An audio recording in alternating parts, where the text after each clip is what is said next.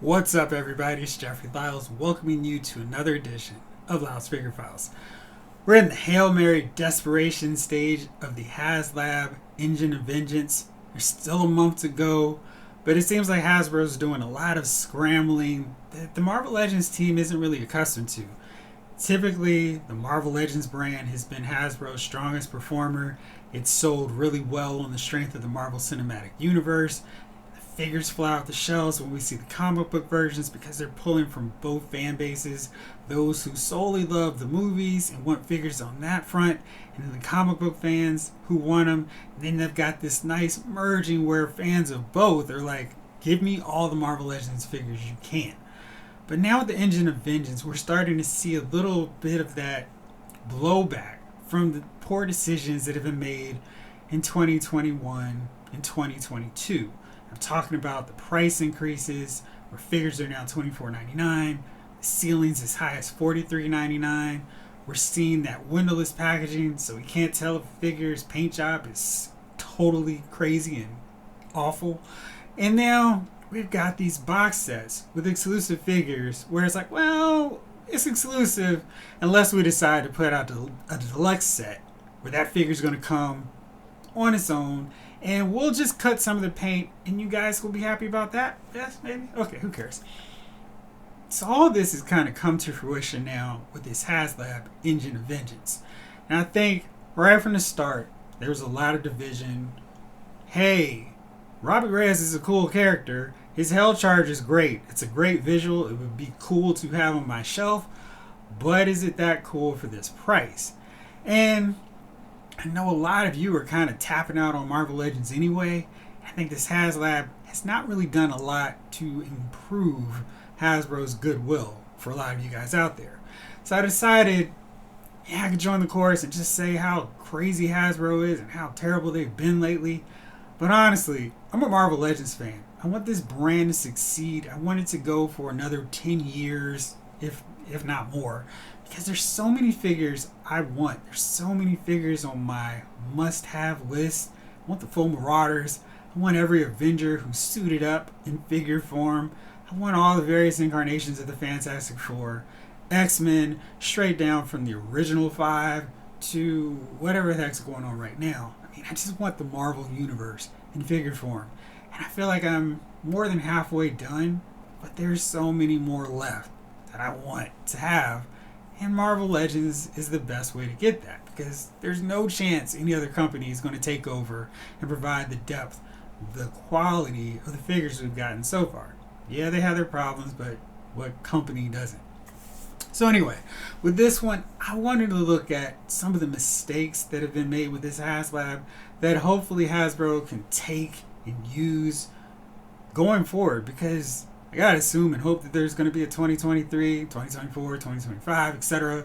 HasLab. And hopefully they can take some of these lessons to heart to use them to avoid making the same mistakes they've done with this Engine of Vengeance. Now, first off, we can go, Robbie Reyes is a great character. He looks cool, but Robbie is no Galactus. He's no Sentinel. Robbie doesn't have decades upon decades of stories written around him where he's been a featured player. Galactus was in Secret Wars. Some of the best X-Men stories have involved the Sentinels. Robbie doesn't have a lot of signature stories, a lot of signature moments where mainstream fans can go, oh yeah, Robbie was so cool in that thing. And as we've seen with comic book characters that have come around in, say, the last 5-10 years, comic book writers and editors don't seem that invested. They'll introduce a new character, they'll throw out all the bells and whistles, put them in every book, lose interest, and we never see them again. I mean, in DC, we saw that with the Rebirth characters, the Green Lanterns, Simon Baz, Jessica Cruz. They were the featured Green Lanterns on Earth. Now they're never anywhere in the Green Lantern or DC comic books. It's kind of frustrating as a fan of both of those characters. So Robbie is a character who probably will avoid that fate, but you gotta think Marvel is kind of, well, who else can we have be the new Ghost Rider? Because it doesn't seem like they let things last for a long time anyway. And I feel like maybe 5-10 more years, Robbie would have that status where people feel comfortable buying his figure knowing he's a firm, cemented character in the Marvel Universe. Maybe it's just a decade of really good Robbie stories, but right now, he's got a small window of really cool moments, great appearances, but not enough to equal the tenure of a Galactus and a Sentinel. So I think that's what's caused some problems with that first one. So going forward, HasLab's need to have really high profile characters to justify the expensive cost of putting them out there.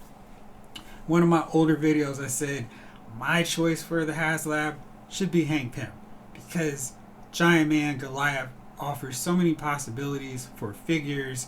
You can just keep repeating the same basic buck that you use, so you don't have to go with a super elaborate one like Galactus or the Sentinel, but you can make every tier the same style, the same body basically as your original Goliath figure. You can get Goliath, you can get Giant Man, you can get Goliath from the Masters of Evil. You can go a little special, do a smaller scale Hawkeye version, Clint Barton Goliath. I mean, there's lots of options. You could have thrown in a Wasp figure with every tier reveal. Lots of options, lots of things that I thought they could have done with that. Hank's a big time player in the Marvel Universe. He's been around for a long time. I know some of you guys are clamoring for an Apocalypse. I'm not really a big fan of super tall, gigantic Apocalypse. He did it in a handful of comic books, but not to the extent of which I want to see him as a HasLab.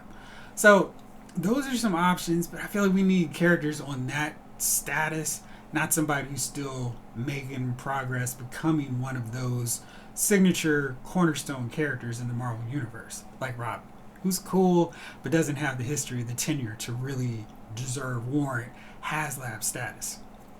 Next up, number 2. $350 is a lot for a car. And no matter how you shake it, this Hell Charger is great. It has really amazing flame effects. The LED is cool. And it's a really nice looking car. And I love the fact that you don't need to wait till get another tier before you can swap out all those parts and have a civilian mode car. I think that was a really smart, commendable move by Hasbro. I'll continue to say that because I feel like I bashed them on too much stuff, but I thought this was a really great play with the Hell Charger to just make it regular civilian mode and fired up Ghost Rider ride mode. So that was cool.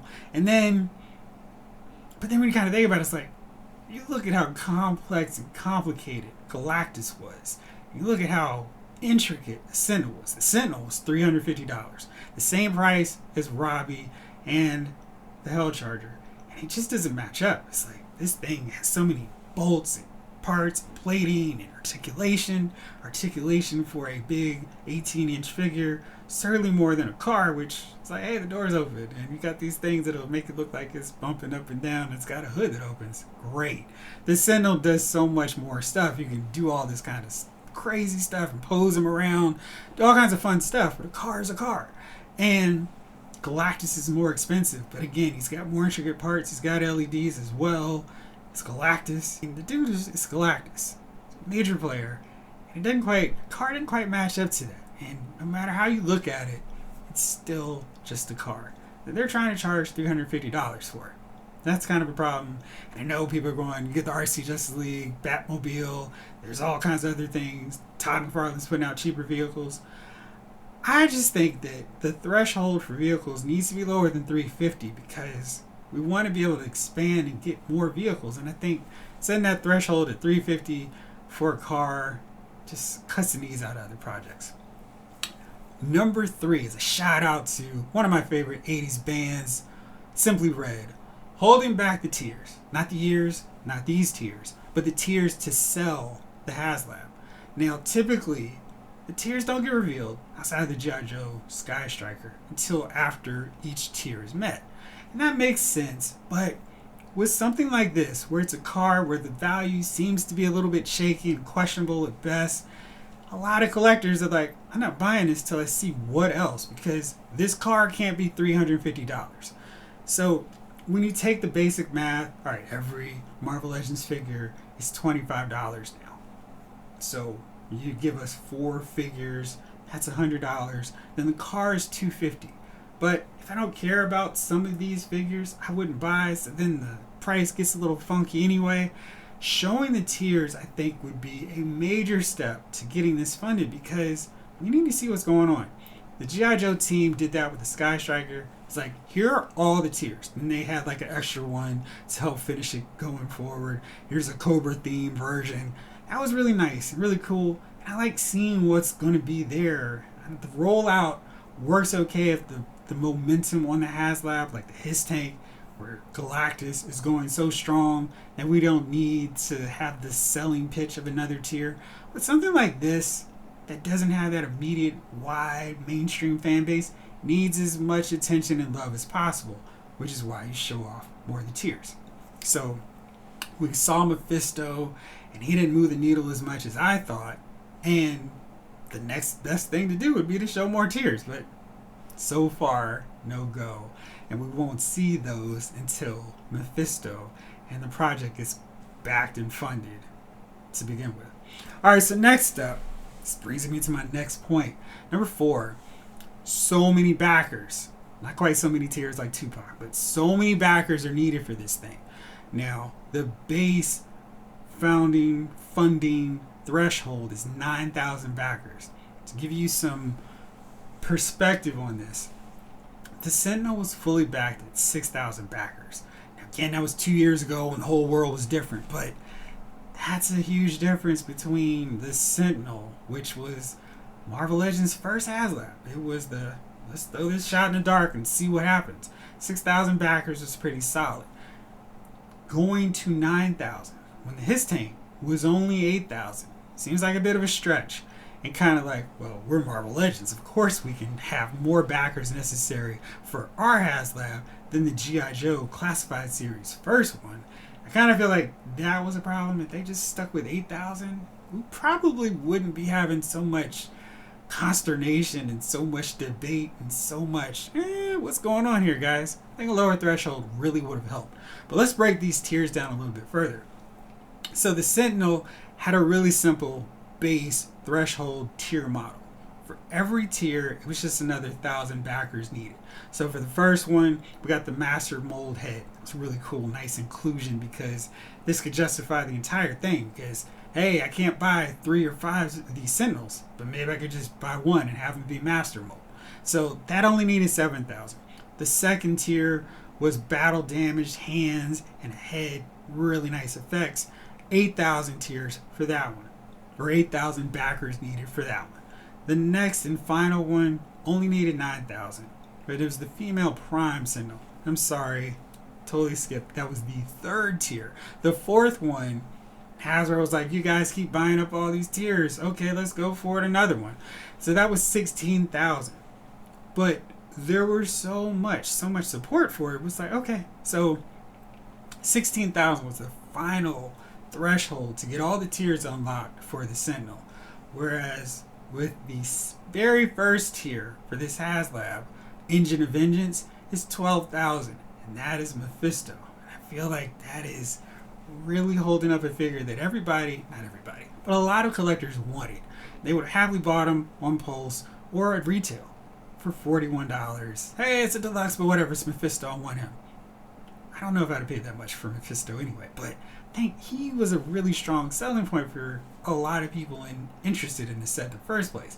But to put him behind 12,000 when it hasn't even hit 7,000 seems a bit excessive. I feel like Hasbro overestimated just how well this Engine of Vengeance would sell on its own to hit 9,000, and to go, well, we get 3 more 1,000 backers, you guys get Mephisto as well.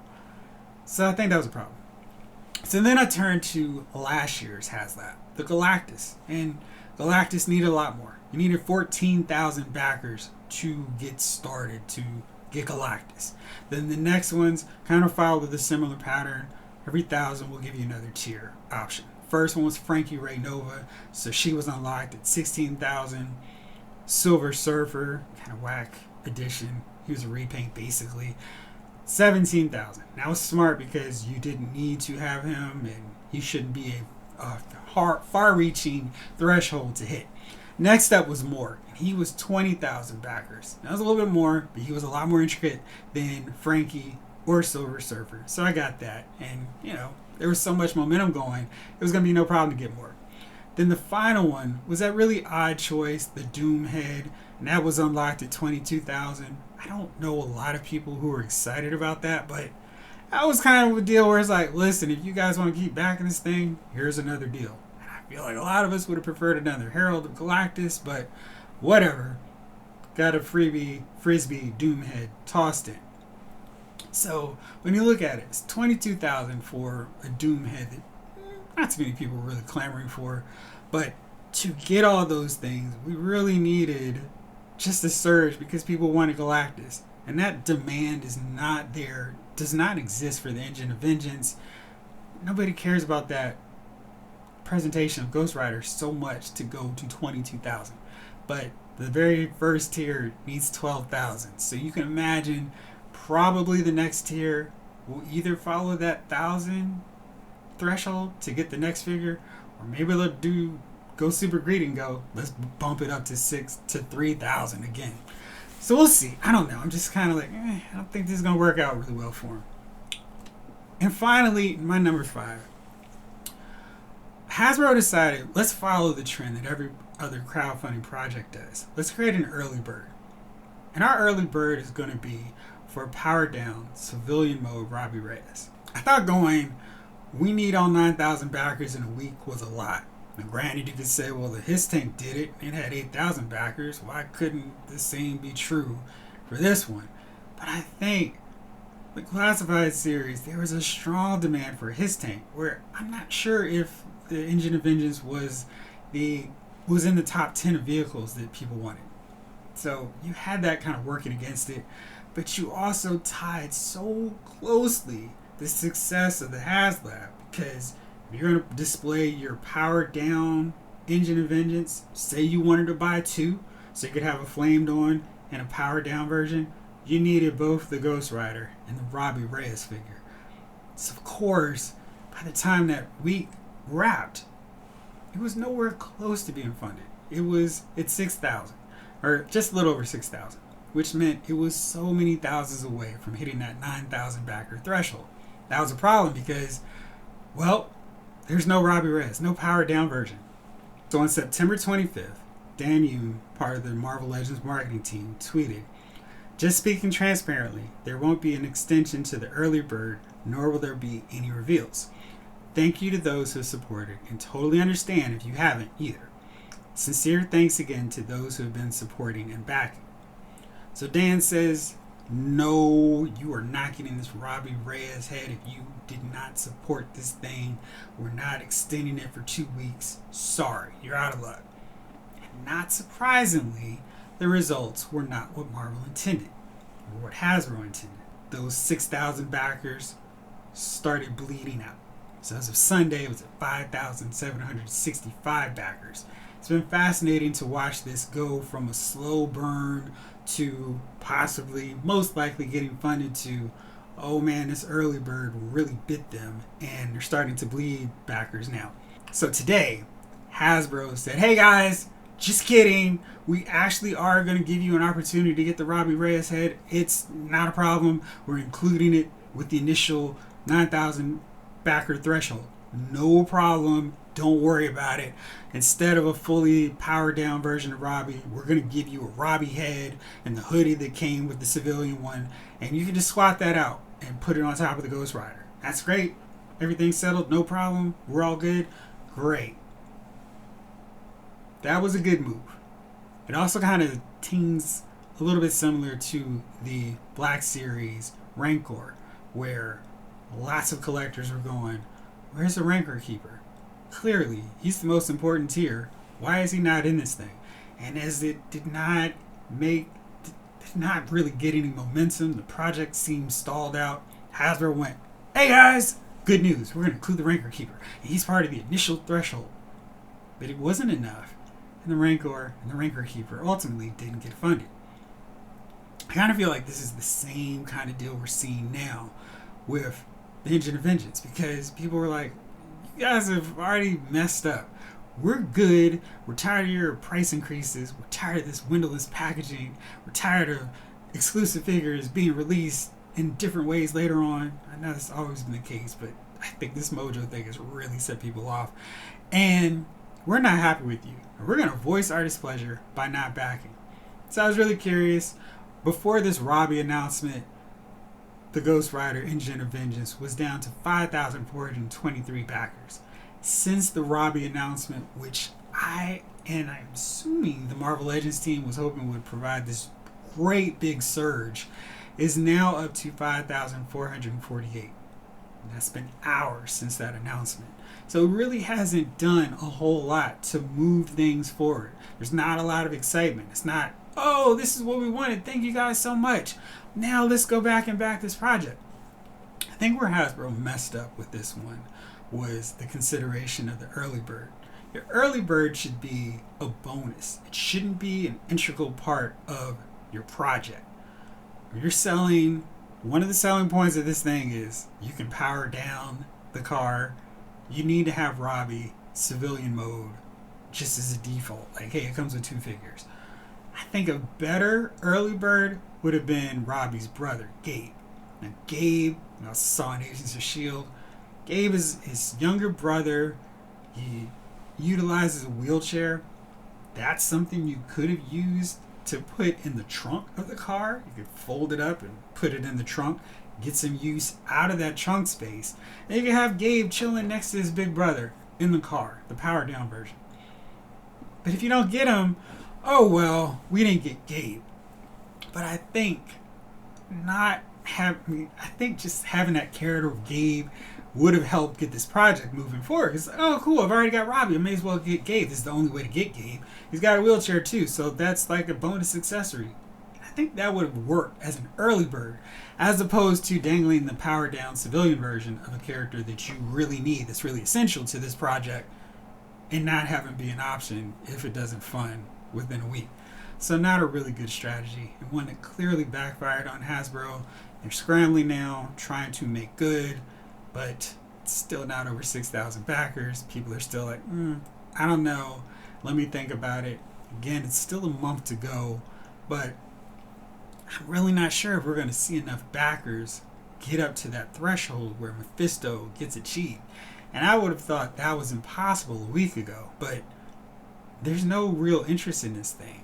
And I also think the other problem is the lack of reveals, the lack of, hey, we're going to show some more Ghost Rider themed characters in this. I feel like Dan Ketch and his motorcycle, Johnny Blaze and his bike were shown.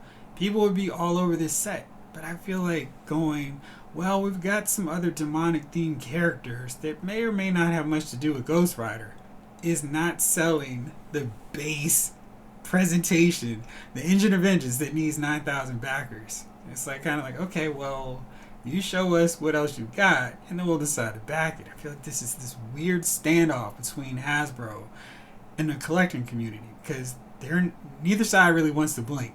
We saw Hasbro take the first with this Robbie Reyes head, and I think they're going to have to start showing some more tiers to actually get more collectors invested and to back this thing. Because at this slow crawl, it's going to take a very long time for it to reach 9,000 backers, let alone the 12,000 needed to unlock Mephisto. Well, we've got PulseCon coming up later on this week, so things could change immensely. And who knows what else we'll see, what other reveals will be in store. I know I'll be very anxious to see this Marvel Legends panel based on the rumors of all the figures that should be shown or at least revealed in some sense. For now, let me know what you think about these 5 suggestions. And thank you as always for watching. This episode of the House Figure Files has been filed.